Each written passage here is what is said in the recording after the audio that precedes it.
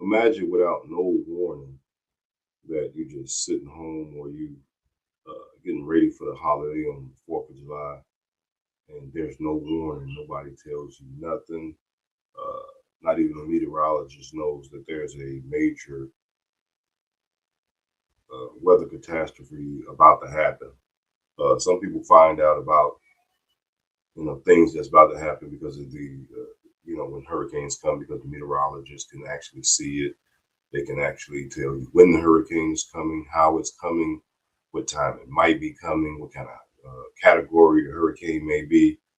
But this is definitely a tragedy. So many people are lost. There are 10 campers that's still lost, and no one even knows where they're at. They're still searching and rescuing, trying to find out where they're at. And their families trying to find that right now.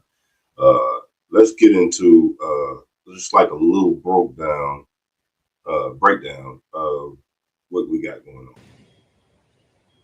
This is where little girls should be making memories on the 4th of July, not where police dogs search for their bodies in a flash flood no one saw coming. The Guadalupe River didn't rise, it ripped lives apart. We got chainsaws, all shapes and sizes, varieties, shovels, some recovery tools. Volunteers joined hundreds of state, local, And mind you, now this search is still going on now as we speak. It's been going on since 4th of July. and federal crews combing miles of devastation. I'll be honest, if I had a loved one missing, these are the kind of people I would want searching for them. Very well prepared, very well organized, and just willing to do whatever needs to be done. The missing could be anywhere, in the treetops, in the brush, or buried beneath what the rivers left behind. A drone can show you the damage, but only down here can you hear what the water took. How long did when this happen? I was sleeping in there when it happened. So how are you here? That's a good question. But it's hard to celebrate survival when death is still in the water. What's even more tragic, as I'm talking to Christian about how he was able to survive the flash flood, a body was found floating in the river. The headlines can't keep up with the death toll, and neither can we. From July 4th to 5th, it kept going, from Hunt to Kerrville to Georgetown and Burnett. It scared the hell out of me. And so I can't believe this happened. And there was no warnings. This was supposed to be a holiday weekend in the Texas Hill Country. Instead, we've watched families lose everything. And now the search for the missing is what matters. This is what's really happening out. And like I said, this happened July the 4th. They're still looking for people. 10 campers still missing. Here. This has got to be just the service you don't want to, but you feel you have to. Absolutely, yeah. I think for anybody that can relate to this feeling, it's a terrible deal. So whatever we do to help. Over 850 people have been rescued, but 48 hours later, the hope of finding more alive is fading. This is Camp Mystic, a beloved girls' summer camp tucked into the Texas Hill Country. Early July 4th, as floodwaters surged through the Guadalupe, at least 24 campers were swept away, while counselors scrambled to save the rest. Search teams now stretch from just outside of Hunt to Kerrville on foot, on horseback, and by helicopter. Volunteers, law enforcement, and locals are scouring the valley mile by mile. In and around Hunt, the damage is some of the worst. Homes ripped from their foundations. But in the center of town, one old building stood firm, and it saved the life of its young owner.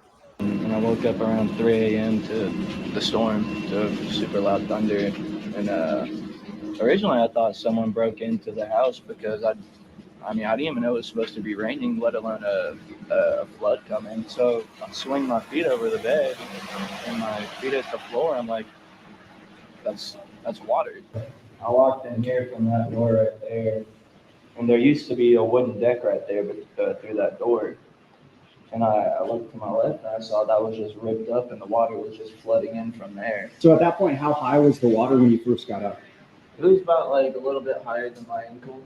So, I mean, at that point, I mean, that's scary, but it's not. I was like still confused, like what's going on. So then you open the door and a flood of water just rushes in. Yeah, I mean, I was trying to close it. I don't know why, but yeah, I started walking back this way, and by that time there was furniture in the way right here that I was having to climb over. And I'm looking here in your kitchen. I mean, the water definitely. Yeah, it got up to the ceiling. This is where I was sleeping. I came back in here, and then that wooden box cadenza thing was sitting, or was in this room. And I had the air mattress in here, so I threw all my stuff on the air mattress. I was trying to get on the air mattress, but at this point it was like above my head. I had to think of how to get out of here. I tried opening the door wouldn't open. And I noticed the window was broken, so I swam through the window. Not climbed, you swam. Yeah, the water was high enough to where I was like standing like this against the window, and I could pick myself up. I picked up my feet, and I went through feet first. Climbed onto the meter box, and I was standing up here for like 3 hours, and the water was up to my knees at that point while I was standing up there. He's definitely lucky because you know what that is? That is a power box, and water and electricity do not mix. Maybe the power was knocked off at that time, but that was I can't swim anyway, but I think I just would have died.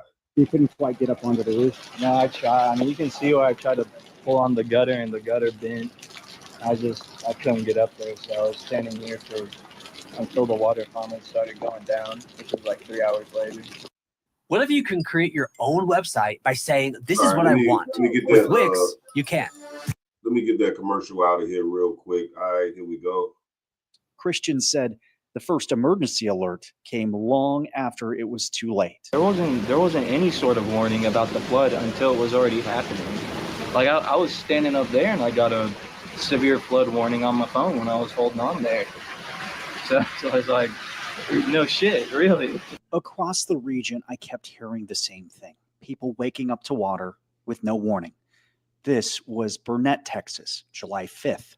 Another rain bomb, another watershed overwhelmed. Look at how that car is on top of that tree. And they said one lady got rushed about 20 miles from where she was at and was hanging in a tree. Finish listening. They got some stuff going on overnight. What seems to tie all of these floods together is that they happened at night, and everyone says they didn't know they were coming. There were no warnings. When Hamilton Creek left its banks, for instance, and rushed towards these homes, folks say there were no emergency responders banging on their doors. There were no alerts coming across their phones. They just heard water, and then they stepped in it. And by that point, it was too late. Looked towards the door, and I mean, the water was way up there, already coming in. And just in an instant, I called my neighbor and I said, water. I said, I'm getting flooded, Mike. Are you getting water? He said, yes. He said, oh my God. Cat jumped on my chest, and she says, do you know there's water? I said, yeah, it's raining. So I was laying on the couch, and I got out, and as soon as I put my feet down, I said, whoa. I mean, it was way up there. I mean, it was. And then it kept getting higher, and I heard some popping going on. I said, oh, shoot, the electricity. So I just opened the window and busted the screen out and jumped out. So. And how deep the water was, I guess, waist deep? It's right, yes, to right here. That has to be like terrifying. Yes, and I had to go real slow because, I mean, it was slick. And then the currents, I mean, they were just. Fortunately, the woman who lived in this apartment was not home when this flash flood happened. You can imagine what might have happened if she was. There is one concern, though, that this flood, combined with every other flood, might be forgotten. But there are communities like this throughout Texas, and they need help.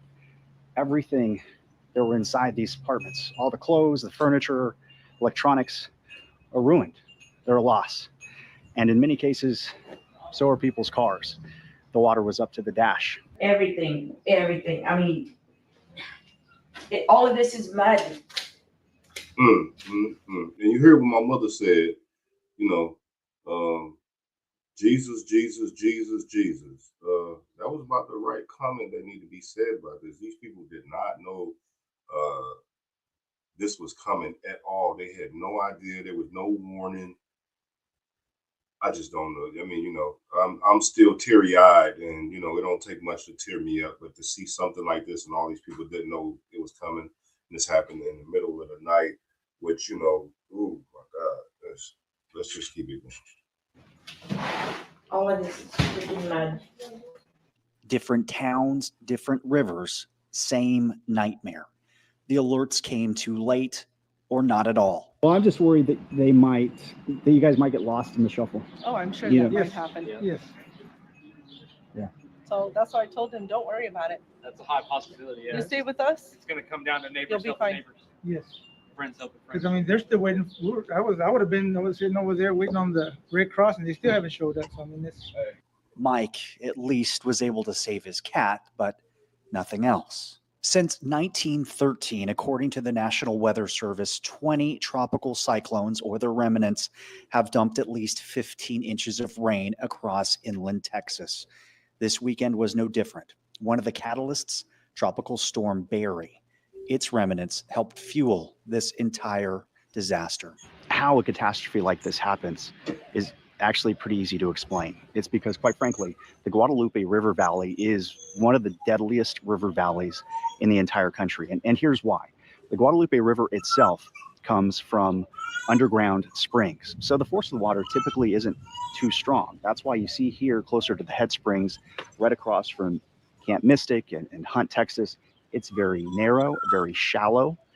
Further downstream around Kerrville, it gets deeper because of years of erosion. But typically, this is what you see. But the entirety of the hill country here sits on a limestone bedrock. So this limestone is very hard, very porous, and it doesn't absorb water like a sponge. Instead, it just passes water through. That's why this entire area is so prone and susceptible to flash flooding. Then you add in the worst case scenario. You have about a foot of rain falling right over the two forks of the Guadalupe River, and that water rushes and rises so quickly that people just didn't have enough time to respond. And that's how campers were literally washed away out of their bunks. Over 50 people, including children, are dead, dozens more missing, and the search continues now 24/7 as a dog with officers just alerted that there might be something in this clump of trees right in front of Camp Mystic. So now other officers are scrambling to cut through and pick through this mess of debris and tree limbs to see what may be in there. No one saw it coming, but now that we have, what excuse do we have to let it happen again? See, this is, let me put some mute on this thing real quick. Here we go. So it's just, to hear that. And the reason why I wanted to touch on that story is because, these people didn't even see this coming. They had no warning. Nobody, they could move to emergency or evacuate to some type of shelter. There was no evacuation routes. Nobody knew nothing was coming. So some of those people who are gone died in their sleep. And was swept away. So, please continue to say a prayer for their family, say a prayer for the whole state of Texas. And, just keep praying for their family. My name is Tuff Senior. I am out.